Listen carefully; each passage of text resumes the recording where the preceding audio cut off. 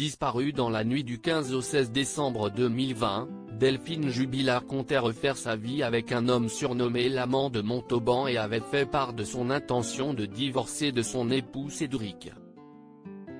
Mais qu'en était-il des relations amoureuses et plus particulièrement sexuelles entre l'infirmière d'Albi et son mari avant le drame?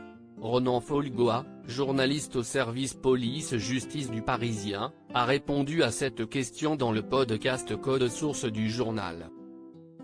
Cédric Jubilard prétend lui avoir maintenu une activité sexuelle très épisodique, ce qu'il reconnaît. À l'inverse, Delphine Jubilard, lorsqu'elle faisait état de sa vie intime, elle n'a relaté qu'une relation le jour de l'anniversaire de Cédric Jubilard, le 14 septembre 2020.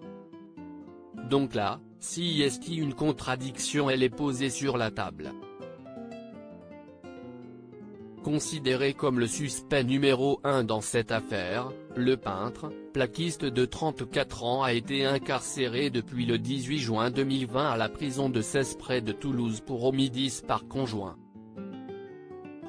Pourtant, l'homme ne cesse de clamer son innocence depuis la disparition de son épouse et ses avocats dénoncent une détention abusive alors qu'aucune preuve ne permettrait d'établir la responsabilité de leur client dans cette affaire.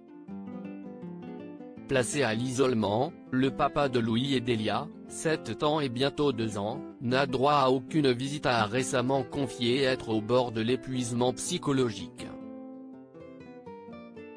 Pour Europe, la chambre de l'instruction de la cour d'appel de Toulouse a récemment rejeté ce lundi 22 novembre 2021 la demande de remise en liberté de Cédric Jubilard, soupçonné d'avoir assassiné son épouse Delphine. Si est certainement pour les besoins de l'enquête, il est maintenu en détention, a déclaré Alexandre Martin, l'un des avocats de Cédric Jubilard, à des journalistes.